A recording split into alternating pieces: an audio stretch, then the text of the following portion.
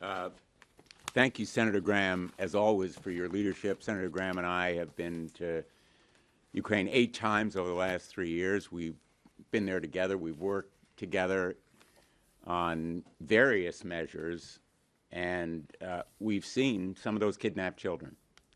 I want to begin by saying that political violence should be condemned and stopped, no matter what your politics, no matter where you are on the political spectrum. Violence has no place in America and American political discourse. I think we can all agree that violence ought to be solidly denounced, condemned, and stopped in America. And the spreading frequency and severity of violence should be sickening and shocking to all Americans. No matter what your politics, political violence has to stop. And there is a through line from 9/11 to all of the political killings to the terrorism that we're seeing in Ukraine, which is violence. The violent abduction of these children is a crime against humanity. Vladimir Putin is a war criminal. Among the 20,000 children that he has abducted and kidnapped is a 2-year-old infant who will never know her name. She'll never know her parents or the town where she was born. She's been taken from them and placed in another family where she will be taught Russian, not Ukrainian. And she will be taught to hate Ukraine because Vladimir Putin believes that there is no Ukraine. What he is seeking to do by kidnapping these children is to erase Ukraine from the face of the earth. We've seen it before in Europe. And we've called the leaders who did it war criminals, and we've condemned some of them to death. Now, what we're doing here is calling Russia what it is under Vladimir Putin's leadership, which is a state sponsor of terrorism. And it will continue to be a state sponsor of terrorism unless it returns those children. And new leadership in Russia can remove it from that list. But for now, we want to add it to that poster. In fact, if somebody has a magic marker, we can do it right now. That's what we're doing. How you spell Russia? All right, guys?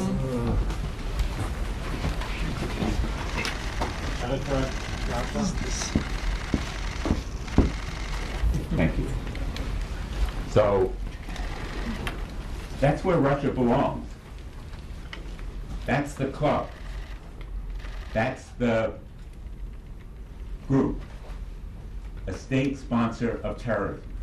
Now I know there are all kinds of practical questions. What does it mean? What's the impact? And the point here is it brands Russia for what it is in the eyes of the world.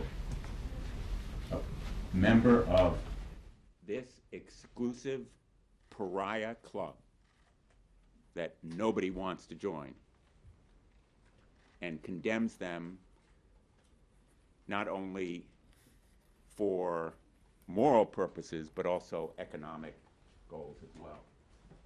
So